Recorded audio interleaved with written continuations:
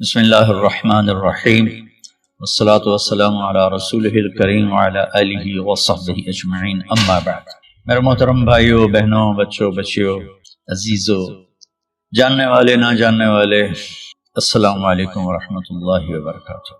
کچھ دنوں سے میں قرآن سے اللہ کی پسندیدہ ہستیاں کون ہیں، کہ اللہ کس کو پسند کرتا ہے، ولی دوست کو کہتے ہیں۔ اللہ کا دوست کون ہے؟ وہ یہ کوئی وراثتی چیز نہیں ہے کہ بڑے اولیاء اللہ تھے تو ان کا بیٹا بھی انہی جیسا ہوگا۔ ہمارے یہاں وراثت چلتی ہے کہ بڑے بزرگ کا بیٹا بھی بزرگ بن جاتا ہے، چاہے وہ کلین شیو ہو، وہ لوگ اس کے پاؤں چوم رہے ہوتے ہیں، جہالت ہے۔ تو آج میں تھوڑا سا سورہ بنی اسرائیل ہے، اس میں بھی سارے اخلاق بیان ہیں۔ میرے بھائی بہنوں، ایمان لانے کے بعد انسان بنتا ہے، اور اس کے بعد اس کی قیمت، اس کا بڑا پن، اس کی وجاہت، اس کی شرافت وہ پیسوں سے نہیں ہوتی۔ پیسوں سے انسان مالدار تو ہو جاتا ہے، بڑا نہیں بنتا، بڑا نہیں بنتا۔ ہمارا علم غلط ہو گیا، بڑا بڑا بندہ جے بولدیاں 3 ملان 200 مربع نوابا فلانا ہے، نوابا فلانا ہے۔ میرے بھائیو، یہ بالکل غلط علم ہے۔ بڑا وہ ہے جسے اللہ پسند کرے، بڑا وہ ہے جو میرے نبی کی زندگی کے پیچھے چلے، بڑا وہ ہے جس سے اللہ تعالیٰ راضی ہو جائے، باقی سب چھوٹے چھوٹے۔ تو آج ایک تیسری جگہ سے میں کچھ باتیں قرآن سے عرض کروں گا جن کا تعلق ہمارے ایمان سے بھی ہے، اخلاق سے بھی۔ وہ ہے بسم اللہ الرحمن الرحیم، وقضى ربك الا تعبدوا الا اياه بالوالدين احسانا اما يبلغن عندك الكبر احدهما او كلاهما فلا تقل لهما اف ولا تنهرهما وقل لهما قولا كريما واخفض لهما جناح الذل من الرحمة وقل رب ارحمهما كما ربياني صغيرا۔ یہ بہت بڑا مضمون ہے، اللہ نے قرآن بھر دیا والدین کے خدمت کے لیے، والدین کی اطاعت کے لیے، والدین کی ماننے کے لیے۔ پہلا جملہ ہے اور تیرے رب نے فیصلہ کیا، ایک مطلب۔ دوسرا، اور تیرے رب نے حکم کیا کہ بندگی صرف اللہ کی ہے، بندگی صرف اللہ کی ہے۔ عبد اسے کہتے ہیں جو ہر بات پہ سر جھکائے، عبد اسے کہتے ہیں جو ہر بات پہ بچھ جائے، اس کو عبد کہتے ہیں۔ تو اللہ کہہ رہا ہے میرے بندو، میرا ایک فیصلہ ہے اور میرا ایک حکم ہے، میرے سوا نہ تمہارا ہاتھ کسی کے آگے پھیلے، نہ تمہاری گردن کسی کے آگے جھکے۔ ایک دوسرے سے مدد لینا، اس کو ایک دوسرے کی تعاونوں میں آ جاتا، تعاونوا علی البر والتقوی، ایک دوسرے کا ساتھ دو، ایک دوسرے کی مدد کرو۔ میرے نبی قرضہ اٹھاتے تھے، میرے نبی جب انتقال ہوا تو آپ کی زرہ 9 وسق پر، وسق 5 من کا ہوتا ہے، تو وہ جو کے بدلے آپ نے زرہ رکھوائی تھی کہ جب میں تمہیں ادا کروں گا زرہ لے لوں گا، اور آپ کا انتقال ہو گیا، آپ زرہ اپنی واپس نہیں لے سکتے۔ وہ چیزیں جن کا تعلق صرف اللہ کی ذات سے ہے اور کوئی نہیں کر سکتا، اس میں صرف اللہ کے آگے ہاتھ پھیلا۔ جیسے ہم کہتے ہیں مدد، نصرت، اللہ کہتا میں ہوں، الا ان نصر اللہ قریب، سنو میری مدد تمہارے قریب ہے۔ اللہ تعبدوا الا اياه، بس ایک چھوٹا سا جملہ اللہ نے یہاں کے، چونکہ یہاں اللہ نے والدین اور اخلاق بتانے تھے تو اپنے لیے صرف ایک جملہ بولا، باقی باتیں بھی اللہ کے لیے ہیں، لیکن اللہ نے میری بندگی، اس بندگی سے مراد 5 وقت کی نماز نہیں ہے، حج، روزہ، زکوٰۃ نہیں ہے اس کی مراد، یہ ساری باتیں داخل ہیں۔ اور اس کے ساتھ 24 گھنٹے کی زندگی اللہ کی مرضی پر گزارو، نفع آئے تو شکر ادا کرو، نقصان ہو تو صبر کرو، برداشت کرو، پھر بھی شکر ادا کرو کہ میرا رب یہ کہہ رہا ہے کہ میں نے صرف اللہ سے تعلق جوڑنا ہے۔ اللہ کے نبی نے اپنے چچا زاد بھائی عبداللہ بن عباس سے فرمایا کہ یا غلام، اے نوجوان، اسی کا بکلمات فاحفظ، میں تمہیں چند باتوں کی وصیت کرتا ہوں۔ کیا؟ احفظ اللہ، احفظ اللہ یحفظک اللہ، یحفظک اللہ، اللہ کے اوامر کی حفاظت کر، اللہ تیری حفاظت کرے گا۔ احفظ اللہ تجدہ تجاہک، تو اللہ کے اوامر، اسلام، حلال حرام کی پہچان کر کے زندگی گزار تو اللہ کو ہر وقت تو اپنی مدد کے لیے تیار پائے گا۔ اور لمبی حدیث ہے، عشاء کی نماز کا وقت ہو رہا ہے، اس میں وہ جملہ جو اس میرے مضمون سے متعلق ہے، وَإِذَا سَأَلْتَ فَاسْأَلِ اللَّهِ، جب بھی مانگو اللہ سے مانگو، جب بھی مانگو اللہ سے مانگو، اللہ کے سوا کوئی دینے والا نہیں ہے، صرف اللہ ہے دینے کے لیے۔ وَإِذَا اسْتَعَنْتَ فَاسْتَعِنْ بِاللَّهِ، اور جب مدد کے لیے ہاتھ اٹھاؤ تو صرف اللہ کو پکارو، جب ضرورت حاجت کے لیے مدد کے لیے ہاتھ اٹھاؤ تو اپنے اللہ کو پکارو۔ تو یہ حدیث کی بات بھی ہے، جو قرآن کی بات بھی ہے۔ اس کے بعد آگے اللہ کہتا ہے وَبِالْوَالِدَيْنِ احسانا، اور اپنے والدین کے ساتھ احسان کرو۔ احسان کا کیا مطلب ہے؟ اللہ آگے اسی کی تشریح کر رہا ہے۔ ویسے احسان کا مطلب عربی میں ہوتا ہے، یہ جو ہمارا اردو کا احسان ہے، میں تیرے تو احسان کیتا ہے تو مالکی کر رہے ہیں، یہ بھی مطلب ہے، لیکن احسان کا اصل مطلب ہوتا ہے احسان حسن سے ہے۔ حسن سے الف، دو الف ملے اور احسان بن گیا۔ احسان کا مطلب ہوتا ہے کسی بھی کام کو جو دنیا کا ہے دین کا ہے، اس سے انتہائی خوبصورت طریقے سے کرنا۔ جیسے کسی دلہن کا میک اپ ہوتا ہے نا، تو 5-6 گھنٹے 4 گھنٹے کے بعد وہ کہتی ہے، جو ہوتی ہے اس کا میک اپ کرنے والی، کہ جی بس یہ مکمل ہو گیا ہے اور اب اس سے آگے نہیں ہے۔ تو آخری انتہا، اچھائی کی آخری انتہا پر پہنچ کے کام کرنے کو احسان کہتے ہیں۔ تو میرا اللہ کہہ رہا ہے میرے بندو، اپنے والدین کے ساتھ وہ کرو کہ جو بھلائی کی، خدمت کی، ماننے کی آخری حد ہے۔ سبحان اللہ۔ بالوالدین احسان، بالوالدین پہلے ہے، احسان بعد میں ہے۔ اللہ تعالیٰ نے باقی سب کو پیچھے کر کے فرمایا کہ دیکھو خاص طور پہ ماں باپ کے ساتھ وہ رویہ کرو کہ ان کے دل سے دعائیں نکلیں۔ چند دن پہلے ایک والد یوں ہاتھ اٹھا کے کہہ رہا تھا اپنے بیٹے، اکلوتا بیٹا، میں منگنا اللہ کو لو، اللہ تین چاہ لوے۔ باپ بیٹے کے لیے یہ دعا مانگ رہا تھا اور بیٹا اکیلا ہے، یہ بد دعا باپ کر رہا تھا۔ تو بھائیو ایسی اولاد نہ بنو جس ماں نے پیٹ میں 9 مہینے اٹھایا، پھر جننے کی تکلیف برداشت کی۔ ایک شخص آیا حضرت عبید بن عمیر کے پاس کہ حضرت میں نے ماں کو اپنے کندھے پہ بٹھا کے پیدل حج کرایا ہے، مینا لے گیا، عرفات لے گیا، مزدلفہ، پھر مینا، پھر مکہ، تو کیا میں نے ماں کا حق ادا کر دیا؟ فرمایا ولا طلقۃ واحدہ، بیٹا ابھی ایک طلقہ کا حق بھی ادا نہیں۔ طلقہ کسے کہتے ہیں؟ جب بچہ پیدا ہونے کا وقت آتا ہے تو ماں کو دردوں کی لہریں اٹھتی ہیں، وہ اتنی خوفناک ہوتی ہیں کہ ماں چیخ چیخ کے رہ جاتی ہے، اور بعض اوقات ڈیلیوری لیٹ ہو جاتی ہے تو وہ تڑپتی ہے، روتی ہے۔ وہ جو لہریں ہیں نا پیٹ میں آتی ہیں جاتی ہیں، آتی ہیں جاتی ہیں، ایک لہر جو درد کی اٹھتی ہے اس کو کہتے ہیں طلقہ۔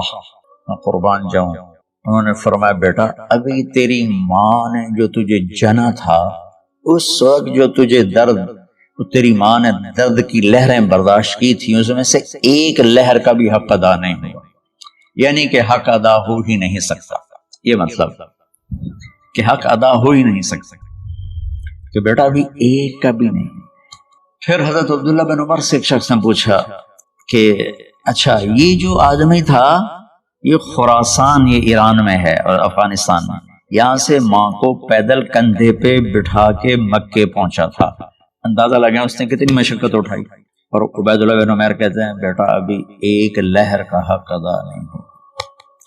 یہی سوال حضرت عبداللہ بن عمر سے کیا ایک شخص نے کہ حضرت میں نے اپنی ماں کو حج کرایا ہے، سارا میں نے پیدل کرایا ہے، وہ کندھے پہ اٹھا کے کرایا ہے، تو کیا میں نے ماں کا حق ادا کر دیا؟ ولا زفرۃ واحدہ، ولا زفرۃ واحدہ۔ کہ بیٹا تیری ماں نے تجھے پالتے ہوئے جو تھک تھک کے لمبے لمبے سانس لیے، ہوکے بھرے، ابھی ایک ہوکے کا حق بھی ادا نہیں ہوا، یعنی حق ادا ہو ہی نہیں سکتا۔ تو احسان کے آگے تشریح آ رہی ہے۔ تو آج میں صرف اتنی بات کروں گا کہ میرے بھائی ہو، میری بہن ہو، میرے بچوں، میری بچی ہو، اللہ کے واسطے ماں باپ کو دکھ نہ دینا ورنہ اللہ بھی ناراض ہو جائے گا۔ چند دن پہلے ایک بچہ بچی میرے پاس آئے، دونوں میڈیکل اسٹوڈنٹ تھے، کہ ہم شادی کرنا چاہتے ہیں۔ تو بچی نے کہا جی میرے والدین ناراض ہیں، وہ نہیں، اس رشتے پر راضی نہیں ہیں۔ تو میرے باپ کہتے ہیں اگر تو نے یہاں رشتہ کیا تو تیری میری ایک درمیان ایک خط آئے، کھچ جائے گا خلیج، ہم اس پار نہیں آئیں گے تو اس پار نہیں آئیں گے۔ میں نے کہا بیٹی، جس ماں نے تجھے 9 مہینے پیٹ میں پالا، 2 سال تجھے دودھ پلایا، تیری پوٹیاں پیشاب صاف کیا، تجھے پیمپر باندھے، تجھے اٹھ کے راتوں کو اپنی چھاتی سے دودھ پلایا، کیا اب اس کا اتنا بھی حق نہیں کہ تم اس کی رائے کا احترام کرو؟ اتنا بھی حق نہیں؟ تو میں نے کہا بیٹا میری کوئی رائے نہیں ہے، تو اگر تیرے ماں باپ راضی ہیں تو بسم اللہ ضرور کر، اگر راضی نہیں ہے تو دیکھو موت تک تجھے ماں باپ کی دعا نہیں ملے گی، اور ماں باپ کی دعا نہ ملی تو کچھ بھی نہیں ملے گی۔ تو بھائیو دوستو، خاص طور پر آج کے کالج کے نوجوان بچے بچیاں یہ ماں باپ کے ساتھ بہت بدتمیزی کرتے ہیں، چونکہ اس میں والدین کا پہلا قصور ہے کہ انہوں نے ان کو دین نہیں سکھایا۔ بچپن میں انگلش میڈیم سکول، پھر او لیول، پھر اے لیول، تو انہیں کیا پتا ماں کون ہے باپ کون ہے۔ ایک پرانی بات ہے، ایک شخص اپنے بیٹے کو لے کر آیا کہ یہ میرا بچہ ہے اور یہ فلاں جگہ شادی کرنا چاہتا ہے، اور ہم میں سے کسی کی رائے نہیں ہے، اور یہ مانتا نہیں ہے، اور اس کے ساتھ اس نے دھاڑے مار کے رونا شروع کیا۔ تو میں نے بچے کو دیکھا تو یوں کر کے بیٹھا تھا، اس کا باپ رو رہا ہے، ہچ میں رو ایسے بیٹھا تھا۔ تو مجھے اچانک خیال آیا، میں نے کہا شیخ صاحب اس کو کہاں پڑھایا تھا؟ کہا جی امریکن اسکول، اس کے بعد آسٹریلیا بھیجا تھا مزید تعلیم کے لیے۔ کہ شیخ صاحب اس بچے کا کوئی قصور نہیں، آپ کا قصور ہے، اس کو تو پتہ ہی نہیں میری ماں کیا ہے میرا باپ کیا ہے۔ ایک ہماری تہذیب تھی وہ ختم ہو گئی، اس میں علم نہیں بھی تھا تو ماں باپ، میں نے اپنی آنکھوں سے دیکھا، میں نے اپنے دادا کو دیکھا لیکن مجھے یاد نہیں، لیکن جو میرے دادا کے چھوٹے بھائی تھے ان کو میں سنبھلتا ہوں، ان کو میں نے دیکھا ہے، 3ری 4تھی جماعت تک میں تھا، 61 میں ان کا انتقال ہوا، میری 9 سال عمر تھی۔ تو 8 سال ان کے بیٹے جوان تھے، اور ڈیرے میں جب وہ بیٹھتے تھے تو ان کے بچے ان کے سامنے نہیں بیٹھتے تھے، ان کی پیٹھ کے پیچھے بیٹھتے تھے۔ اتنا ادب، حالانکہ چاروں کے چاروں دین نہیں جانتے تھے، تہذیب تھی، ثقافت تھی، جو آج کی تہذیب نے ہم سے سب کچھ چھین لی۔ اب بھی آپ جاؤ بیٹا تھر پار کر میں گیا ہوں 2-3 دفعہ، اور وہاں مسلمان نہیں ہندو عورتیں جب گاڑی گزرتی ہے تو گھونگھٹ کو نیچے کر لیتی ہیں، اپنا چہرے کو فوراً چھپا لیتے ہیں۔ تو خیر بہرحال میں نے کہا شیخ صاحب اس بچے کا قصور نہیں، آپ کا قصور ہے۔ تو میرے بچوں اپنے ماں باپ کو خوش کرو، راضی کرو، ان کا راضی ہونا اللہ کی رضا ہے۔ میں اس کی تفصیل انشاءاللہ آگے بتاؤں گا، آج میں صرف اتنا ہی میں نے تمہید باندھی ہے کہ ماں باپ کا کیا مقام ہے، ان کی کیا عزت ہے۔ ایک شخص آیا، یا رسول اللہ میرا باپ میرے پوچھے بغیر میرا مال خرچ کر لیتا ہے۔ آپ نے کہا بلاؤ، چونکہ بچے کا ذاتی مال اگر ہو تو شرع کے لحاظ سے باپ پوچھ کے استعمال کرے، بغیر پوچھے استعمال نہ کرے۔ جب اسے پتا چلا کہ ہمارے بیٹے نے شکایت کی ہے تو عرب کی شاعری تو مشہور تھی، انہیں دل میں کچھ اشعار پڑے۔ جو آیا تو جبریل پہلے آ گئے، یا رسول اللہ اللہ تعالیٰ کہہ رہے ہیں آپ اس سے پوچھیں وہ شعر بتاؤ جو تیرے کانوں نے تو نہیں سنے، تیرے دل میں آئے تھے اور اللہ نے سن لی۔ تو اللہ کے نبی نے فرمایا بھائی تیرا انشاءاللہ کیس سنتے ہیں، لیکن پہلے وہ شعر سناؤ جو تم نے تو نہیں کہے زبان سے پر اللہ نے سن لی۔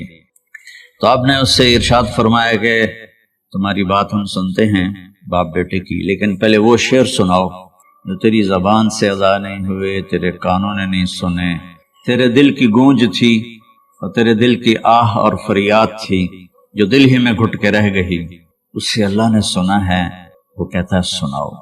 کہنے لگا یا رسول اللہ آپ کا رب ہر وقت ہمارے ایمان کو آپ پر زیادہ سے زیادہ بڑھاتا رہتا ہے، اس ذات کی قسم جس کے قبضے میں میری جان ہے۔ یہ چند میرے دکھ بھرے خیالات الفاظ کی شکل میں ڈھلے، لیکن میری بزم تصور میں ہی رہے اور وہیں دفن ہو گئے، باہر نہیں نکلے۔ میری زبان سے ادا نہیں ہوئے، میرے کانوں نے نہیں سنا، آپ کے رب نے سن لیا۔ آپ نے کہا اچھا بتاؤ تم نے کہا کیا تھا؟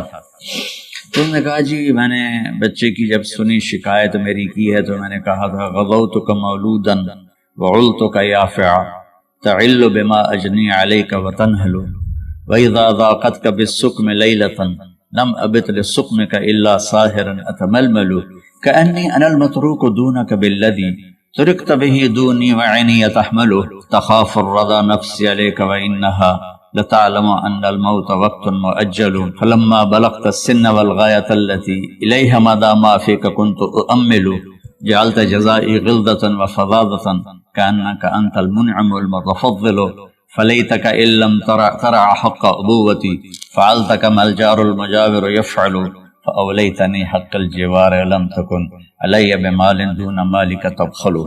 میں بھی ترجمہ کرتا ہوں۔ اس کا میرے نبی پر کیا اثر ہوا کہ آپ کے ٹپ ٹپ آنسو گر رہے تھے اور آپ کی داڑھی آپ کے آنسوں سے تر ہو رہی تھی۔ یہ اتنا فصیح کلام ہے کہ عربوں کو بھی پسینہ آ جائے گا ترجمہ کرنے کے لیے، تو میں تو عربی نہیں ہوں، لیکن یہ فخر تو حاصل ہے، بھلے ہیں یا برے ہیں دو چار قدم ہم بھی تیرے ساتھ چلے ہیں۔ کچھ عرصہ اہل علم کی محفلوں میں بیٹھے، کچھ زبان کی شناسائی ہوئی، تو میں اپنی کم مائگی کے ساتھ اس کا ترجمہ کروں گا۔ وہ کہتا ہے غزوتک مولودا وعلتک یافعا تعل بما اجنی علیک وتنہل، میرے بیٹے جس دن تو پیدا ہوا ہم نے اپنے لیے جینا چھوڑ دیا، ہوئے ہوئے ہوئے ہم تیرے لیے جیے۔ تیری ماں تجھے دودھ پلاتی تھی، میں تیرے لیے روٹی کے نوالے لاتا تھا، میری ساری کمائی پہلی اور آخری سب تیرے اوپر لگتی تھی۔ تجھے خوش دیکھتے تھے تو خوش ہوتے تھے، تجھے روتا دیکھتے تھے تو ہم روتے تھے۔ وَإِذَا ضَاقَتْكَ بِالسُّقْمِ لَيْلَةً لَمْ أَدْلِ سُقْمَكَ إِلَّا سَاهِرًا أَتَمَلْمَلُ، جب تو کبھی بیمار ہو جاتا تھا تو تیرے سرانے بیٹھ کر ہم ساری رات روتے تھے اور دعائیں کرتے تھے، یا اللہ ہمارے بچے کو بچا لے، ہمارے بچے کو صحت دے دے۔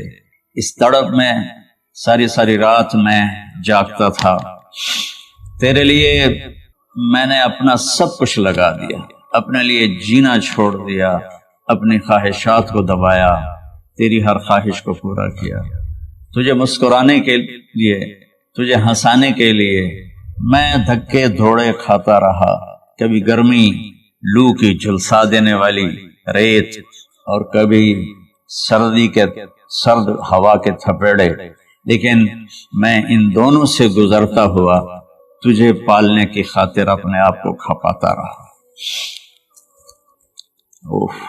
فلما بلغت السن والغایۃ التی الیہا مدی ما فیک کنت اؤمل، بیٹا میں نے اپنے ہڈیوں کا رس بھی تیرے اندر ڈالا، صرف کمائی نہیں، میں نے اپنے ہڈیوں کا رس تیرے اندر ڈالا، میں نے جو کچھ تھا تیرے اوپر قربان کیا۔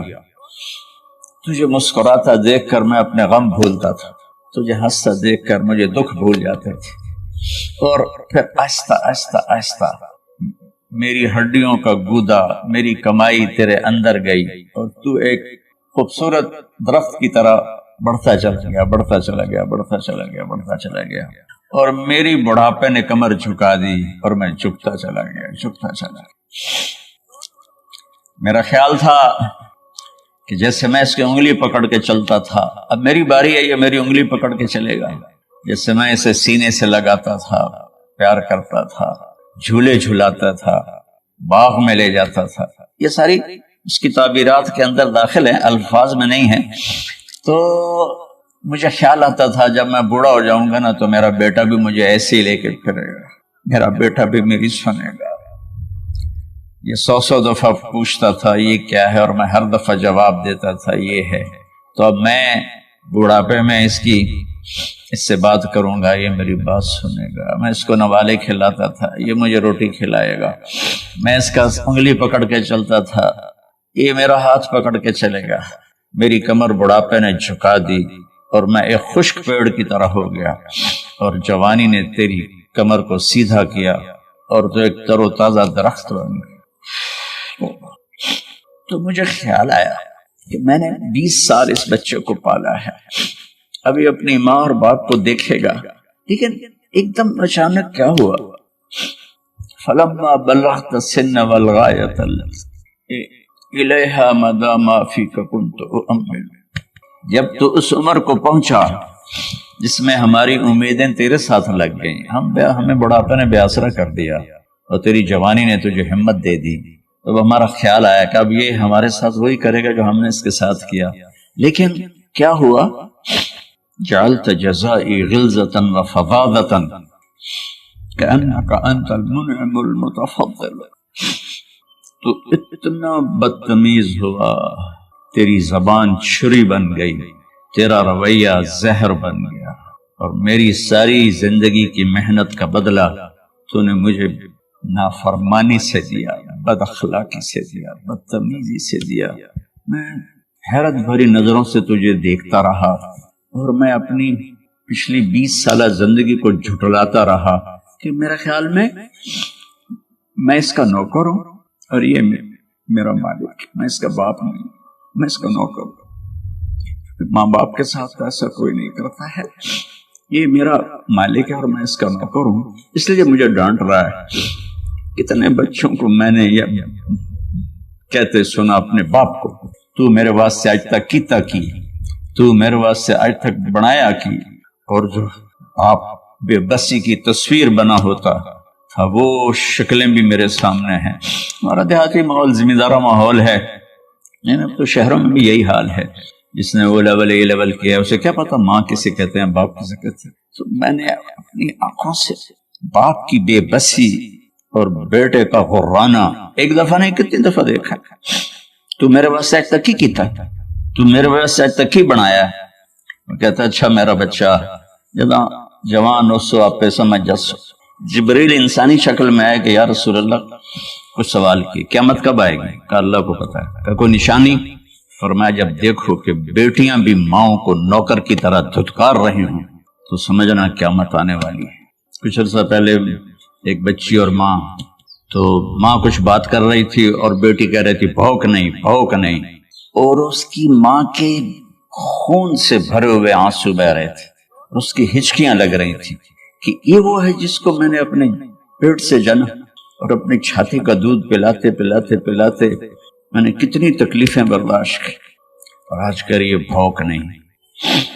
تو کمال کے اشعار میں سوچ رہا ہوں جب میرا یہ حال ہے 1400 سال بعد کہ میرے آنسو نہیں رک رہے، تو اللہ کے نبی تو زار و قطار روئے تھے، داڑھی آنسوں سے تر ہو گئی تھی۔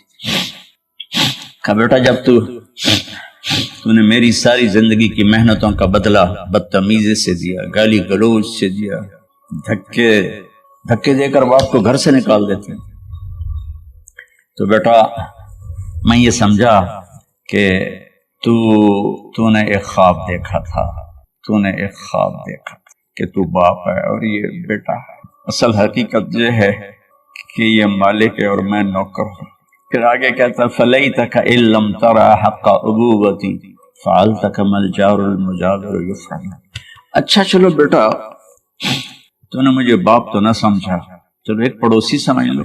عرب میں پڑوسی کا بہت خیال کیا جاتا تھا، اور یہ عرب کی شان تھی کہ اپنے پڑوسی کو وہ عزت دیتے تھے جو اپنے گھر میں ایک دوسرے کو عزت دیتے تھے۔ تو اس نے پھر اس کی طرف اشارہ کیا، اگر میں تیرا باپ نہیں ہوں، تیرے رویوں کو دیکھ کر تو یہی لگتا ہے کہ میں تیرا نوکر ہوں، تو میرا مالک ہے، تو چلو اتنا تو کر دے جتنا ایک پڑوسی کے ساتھ کرتا ہے۔ فَأَوْلَيْتَنِي حَقَّ الْجِوَارِ وَلَمْ تَكُنْ عَلَيَّ مِمَالٍ دُونَ مَالِكَ تَبْخَلُ۔ تو پڑوسی پر تو عرب خرچ کرتے ہیں، تو بھی تھوڑا سا میرے اوپر خرچ کر دیتا اور تو بخیل نہ بنتا، اور میرے خوابوں کو چکنا چور کر دیا، میری امیدوں پر پانی پھیر دیا، میرے بڑھاپے کو ذلت اور رسوائی میں بدل دیا۔ اچھا میرا پتر جا خوش رہو۔ ماں باپ کہاں بد دعائیں کرتے ہیں؟ تو میرے نبی کی آنکھ سے آنسو، یہ ساری داڑھی تر ہو رہی، تو آپ نے اس کے بچے کو گریبان سے پکڑا اور جھٹکا دے کر دھکا دے کر دفع ہو جا، انت ومالک لابیک، تو اور تیرا سب کچھ تیرے باپ کا ہے۔ حضرت علی رضی اللہ تعالیٰ عنہ سے کسی نے پوچھا کہ آپ کے بیٹے حسن کیسے بیٹے ہیں؟ کہا حسن میرا وہ بیٹا ہے کہ جب میں چلتا ہوں تو میرے آگے نہیں چلتا، میرے پیچھے چلتا ہے، جب کہیں بیٹھنے کا موقع آتا ہے تو یہ پہلے نہیں بیٹھتا، پہلے مجھے بٹھاتا ہے پھر خود بیٹھتا ہے۔ جب کھانے پر بیٹھتے ہیں تو یہ روٹی کی طرف ہاتھ نہیں بڑھاتا جب تک میں نہ بڑھاؤں، یہ سالن کی طرف ہاتھ نہیں بڑھاتا جب تک میں نہ بڑھاؤں۔ میں کمرے میں ہوں تو یہ چھت پہ نہیں چڑھتا کہ میرے باپ کی بے ادبی ہو جائے گی۔ میں حالانکہ چھت پہ چڑھنا ضرورت کے لیے ہوتا ہے، لیکن قربان جائیں اہل بیت کے ایسے اخلاق ہوتے ہیں، آل رسول ایسے ہی ہوتے ہیں۔ میرے عزیزوں، نوجوانوں سے کہہ رہا ہوں جن کے والدین زندہ ہیں، ہم تو محروم ہو گئے، قبروں میں چلے گئے، لیکن میں اتنا مصروف رہتا ہوں۔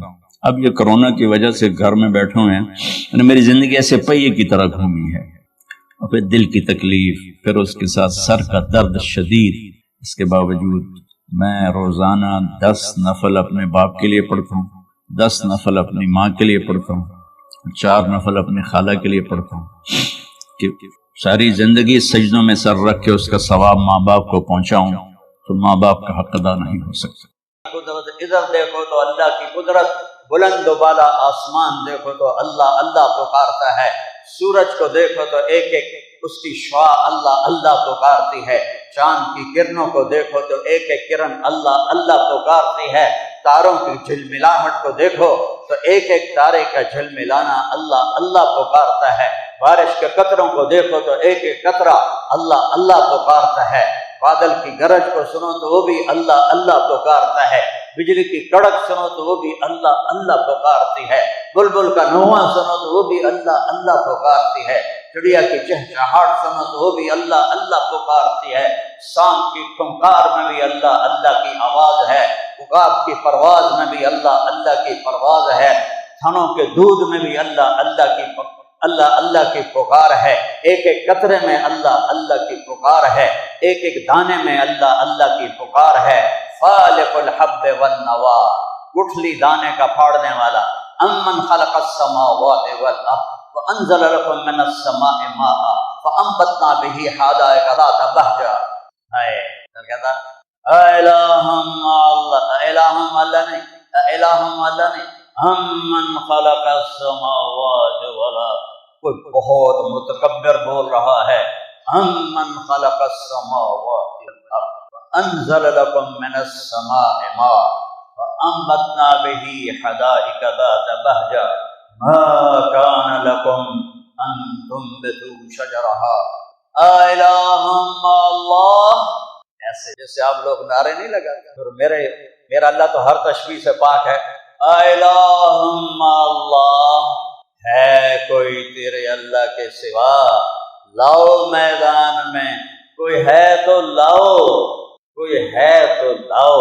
ھذا خلق اللہ فارونی ماذا خلق الذین من دونہ، یہ تو تیرے رب کی تخلیق ہے، آسمان کو بلند کیا، رفع السماوات۔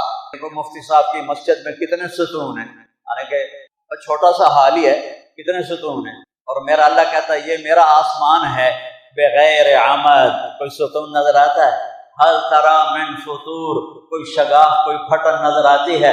ثم ارجع البصر، ایک دفعہ نہیں، لاکھوں دفعہ نہیں، بس دیکھتا جا دیکھتا جا دیکھتا جا دیکھتا جا، کرتین، کیا ہوگا پھر؟ ینقلب الیک البصر خاسئا وهو حسیر، تیری آنکھیں ناکام لوٹیں گی۔ تو اپنے رب کے آسمان میں نہ پھٹن دکھائے گا نہ کمی دکھائے گا، تاروں کی گردش دیکھو، سورج چاند کی گردش دیکھو، الشمس تجری لمستقر لها ذلك تقدیر العزیز العلیم، والقمر قدرناه منازل حتى عاد كالعرجون القدیم، لا الشمس ينبغي لها ان تدرك القمر ولا الليل سابق النهار وكل في فلك يسبحون۔ یہ آیات ہیں پڑھنے اور پڑھانے، یہ آیات ہیں سمجھنے اور سمجھانے کی، کہ اللہ کو تو سمجھو۔ دیکھو نا، اس کو آپ جانتے ہی نہیں، آپ اس کی بات کو کیا وزن دو گے؟ جس کے آپ کے دل میں ہیبت ہوگی اس کی بات کا وزن ہوگا۔ تو اللہ کو تو جانتے ہی نہیں ہیں، اللہ کو تو پہچانتے نہیں ہیں، تو قرآن کیسے پہچانیں گے؟ لو انزلنا هذا القرآن على جبل لرأيته خاشعا متصدعا من خشیۃ اللہ۔ لیکن قرآن والے کا پتہ ہوگا تو قرآن کا پتہ ہوگا۔ چمی گویم مسلمانم بلرزم کہ دانم مشکلات لا الہ، یقین مثل خلیلہ نشینی، یقین اللہ مستی خود گزینی، سن اے تہذیب حاضر کے گرفتار، غلامی سے بتر ہے بے یقینی۔ بدتر کو وزن شعر کی وجہ سے بتر، غلامی سے بتر ہے بے یقینی۔ میں تھوڑا سا تبدیل کر کے اس کا وزن ٹھیک کر لیتا ہوں، غلامی سے ہے بدتر بے یقینی، پر اقبال کے شاعری میں دخل نہیں دے سکتا۔ غلامی سے ہے بدتر بے یقین، اللہ نور السماوات ان ربکم اللہ، ہمارا رب اللہ۔ ابھی تو میں معذرت کے ساتھ ابھی تو ہمارے علماء لوگوں کو اللہ نہیں کہلوا سکے، خدا خدا خدا خدا۔ خدا تو فارسی کا لفظ ہے، پتہ نہیں کس نے گھڑا بنایا، ویسے دو لفظوں سے خود آ، خود آ، پھر اس کو مخفف خدا، جس سے کسی نے نام بنایا ہو۔ لیکن جب آپ خدا کہتے ہیں زمین آسمان میں وہ ہلچل نہیں مچتی جو اللہ کا۔ ایک دفعہ کہو سارے اللہ، زور سے کہو اور زور سے کہو، میرے رب کی قسم عرش تک ہل گیا ہے اس لفظ اللہ، اور اللہ آپ کو دیکھ کر خوش۔ ہمارے سارے برے صغیر میں اللہ بولتا ہی کوئی نہیں، خدا خدا خدا۔ اور یہ پٹھان خدا پاکا خدا پاکا خدا پاکا، تو ایک اور یا لگا دیتے ہیں۔ ارے بھائی، نہ یہ خدا پاکا ہے، نہ یہ خدا ہے، نہ یہ بھگوان ہے، نہ یہ ایشور ہے، نہ یہ گاڈ ہے، نہ یہ یزاں ہے، یہ اللہ ہے۔ اللہ اللہ ہے، اللہ اللہ اللہ اللہ۔ اللہ میں صفت ہے، کوئی حرف نقطے والا نہیں ہے۔ خدا میں نقطے والا حرف ہے، نقطے والے حرف کمزور ہوتے ہیں اور بغیر نقطے والے طاقتور ہوتے ہیں، جن کو حروف مہملہ کہتے ہیں، اور حروف معجمہ جن پہ نقطہ ہوتا ہے۔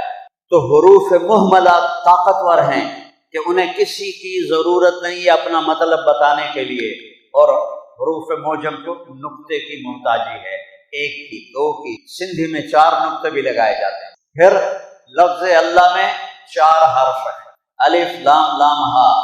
میرے رب نے اپنے حبیب کا نام بنایا تو 4 حرف ہیں، میم ہا میم دال، اور اس میں کوئی نقطے والا حرف نہیں ہے۔ پھر احمد نام رکھا تو 4 حرف ہیں، الف ہا میم دال، کوئی نقطے والا حرف نہیں ہے۔ جب کلمے کو جوڑا تو لا الہ الا اللہ 12 حرف ہیں، اور محمد رسول اللہ بھی 12 حرف ہیں۔ میرے عزیزو، میرے عزیز، اللہ کو پہچانو، اللہ کو پہچانو، اللہ کو دل دے دو، اللہ کو دل دے دو۔ ایک صحابی نے پوچھا یا رسول اللہ مل اسلام، اس کے کتنے جوابات ہیں؟ ایک جواب مجھے ابھی اچانک یاد آیا، بہت زمانے پہلے پڑھی۔ آپ نے فرمایا ان تسلم قلبک للہ، یہ دل اللہ کو دے دے، یہ ہے اسلام۔ ان یسلم المسلمون من لسانک ویدک، تیرے ہاتھ اور زبان، تیرے ہاتھ اور زبان سے کسی مسلمان کو تکلیف نہ، یہ ہے اسلام۔ اسلام کا پہلا سبق ہی لا الہ الا اللہ۔ میں نے خطبے میں حدیث پڑھی تھی، 7 زمینیں ایک پلڑے میں ہوں، 7 زمینوں کے پہاڑ، دریا، جنگل، صحرا، ہاتھی، چیتے، گینڈے، جانور، گائے، بھینسیں، گھوڑے، اور پھر شہروں کی عمارتیں۔ مفتی صاحب کی مسجد بھی بہت بڑی ہے، یہ بھی اسی میں ہو۔ ماشاءاللہ جامعۃ الرشید بھی بہت کیا ہے، وہ شجرتن ہے جو پھلتا پھولتا ہی جا رہا ہے، پھلتا پھولتا ہی جا رہا ہے، اسے اور پھیلائے اور پھلائے، یہ بھی اسی میں ہو۔ اور لوہا بھی، تانبا بھی، پیتل بھی، سمندر بھی، ویل بھی، مچھلیاں بھی، سانپ بھی، سور بھی، ریوڑ بھی، بکریاں بھی، گائے بھی، بھینس بھی، گھوڑے بھی، اسلحہ بھی، جہاز بھی، سارے ایک پلڑے میں ہوں۔ سورج کو پکڑو، چاند کو پکڑو، سیاروں کو پکڑو، ستاروں کو پکڑو، سارے ایک پلڑے میں۔ پھر پہلے آسمان فرشتوں سمیت، دوسرا آسمان فرشتوں سمیت، تیسرا فرشتوں سمیت، چوتھا فرشتوں سمیت، پانچواں فرشتوں سمیت، چھٹا فرشتوں سمیت، ساتواں فرشتوں سمیت۔ 7ویں آسمان سے جنت شروع ہوتی ہے، جنت کو اس میں ڈالو، جہنم کو بھی اس میں پکڑ کے ڈالو، عرش کو بھی اس میں ڈالو، جبریل کو بھی ڈالو، میکائیل کو بھی ڈالو، ملک الموت کو بھی ڈالو، اسرافیل کو بھی ڈالو، عرش کے اٹھانے والے فرشتوں کو بھی ڈالو۔ ایک روایت میں نے پڑھی تھی، عرش کے نیچے ایک سمندر ہے جس میں ایک موج اٹھتی ہے 7 زمین آسمان کے برابر اٹھتی ہے۔ یہ سمندر تو اتنا چھوٹا ہے کہ اگر 7 سمندر کو میکائیل کے سر پہ ڈالو تو ایک قطرہ نیچے نہیں گرے گا۔ یہ سارا اللہ کے سوا، اللہ کے سوا، عرش، لوح، قلم، کرسی، جنت، دوزخ، ناری، نوری، خاکی، بری، بحری، اڑنے والے، چرند، پرند، دھاڑنے والے، پھاڑنے والے، کاٹنے والے، ڈسنے والے، غرانے والے، سب اٹھا کے ایک پلڑے میں ڈال دو۔ یہ اتنا بڑا ترازو اللہ ہی بنائے گا کہ اور تو بنا نہیں سکتا، سب ڈال دیے اور ایک چھوٹا سا پرچہ لیا اور اس پہ لکھا لا الہ الا اللہ اور اس کو رکھا ادھر۔ تو میرے نبی کا فرمان ہے لرجحت بہن لا الہ الا اللہ۔ تو یہ ایک کاغذ کا پرزہ جس پہ لا الہ الا اللہ لکھا ہوا ہے، ساتوں زمین آسمان کو ہوا میں اٹھا دے گا۔ یہ میرے رب کی طاقت ہے، اس کے نام میں اتنی طاقت ہے، اس کی ذات میں کتنی طاقت ہوگی۔ ان القوۃ للہ جمیعا ان الامر کلہ للہ للہ الامر من قبل ومن بعد ان الحکم الا للہ قل اللہم مالک الملک یمسک السماوات والارض ان تزولا۔ تو میرے عزیزو، اللہ کو احساسات میں لاؤ، احساسات میں۔ یہ کتنے دکھ درد کی بات ہے۔ ایک مولانا صاحب نے مجھ سے اتنی بحث کی کہ منطق کے بغیر تو قرآن بھی سمجھ میں نہیں آتا۔ میں نے کہا پھر تو ہمارے نبی کو بھی سمجھ میں نہیں آیا ہوگا۔ منطق کے بغیر اتنا اندھیرا، کوئی آواز نہیں نکال سکتا۔ میں تو چونکہ عادی ہو گیا ہوں نا کانے سننے کا، لہذا میں تو کہتا ہوں یہ منطق کیوں رکھی ہوئی ہے۔ اس کا لانے والا مامون تھا جو حافظ قرآن تھا، حافظ حدیث تھا، اتنے بڑے علم والا تھا، اور منطق کو لانے والا مامون تھا، اور وہ خلق قرآن کا قائل ہو گیا منطقی دلائل سن کر، اور کتنے علماء کو قتل کروایا، کتنوں کو قید کروایا، اور اس کو موت سے مرتے ہوئے ہدایت کر گیا، وصیت لکھ گیا وَاتَّبِعْ هَدْيَ أَخِيكَ فِي الْقُرْآنِ۔ معتصم کو ہدایت کر گیا کہ اپنے بھائی کے عقیدے پر قائم رہنا۔ معتصم کا بیٹا تھا واسق، وہ اپنے بیٹے کو ہدایت کر گیا کہ ہمارے اپنے عقیدے پر قائم رہنا۔ اس نے سب سے پہلے منطق لانے والے کو گمراہ کر دیا۔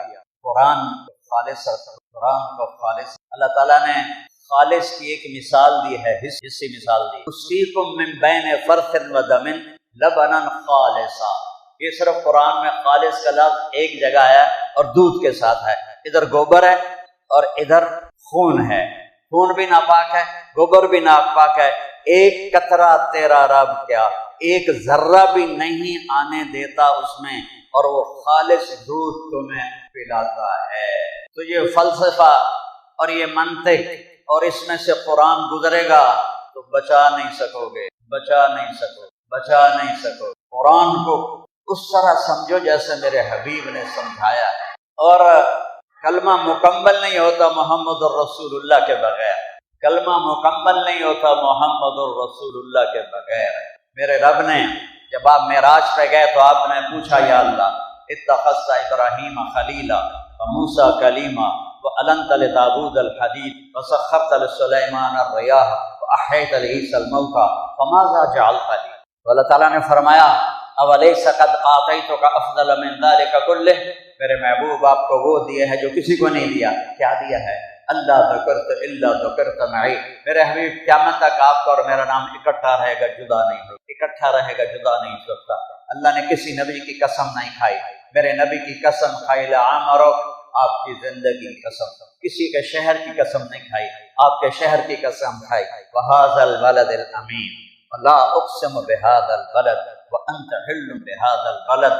پتہ نہیں ہے ٹھیک ہے یا غلط ہے، ایک معنی اس کا یہ بھی بن سکتا ہے لا اقسم بهذا البلد وانت حل بهذا البلد، میرے محبوب جس شہر میں آپ موجود ہوں تو مجھے اس کی قسم اٹھانے کی کیا ضرورت ہے؟ آپ کا وجود ہی بہت بڑی برکت ہے، میرے قسم اٹھانے سے بابرکت ہوتی ہے شہر، تو کیا ضرورت ہے کہ میں اس شہر کی قسم کھاؤں جس میں آپ جیسی بابرکت ذات موجود ہے۔ اللہ نے آپ کسی تورات انجیل کی اللہ نے قسم نہیں اٹھائی، اللہ نے قرآن یاسین والقرآن القاف والقرآن، اللہ نے ہر نبی کو نام سے پکارا، یا آدم، یا نوح، یا ابراہیم، یا موسیٰ، یا داؤد، یا یحییٰ، یا زکریا، یا عیسیٰ ابن مریم۔ 8 نبیوں سے قرآن میں بات کی نام لیا ہے، عربی میں اور ہر زبان میں۔ نام لینا کوئی بے ادبی نہیں، برابری ہے، اور لقب سے پکارنا عزت ہے کہ ہم سب مفتی صاحب، مفتی صاحب، مفتی صاحب، دونوں مفتی بیٹھے ہیں، ہم دونوں کو کہتے ہیں مفتی صاحب، ایک کو محمد کہو، ایک کو عبد الرحیم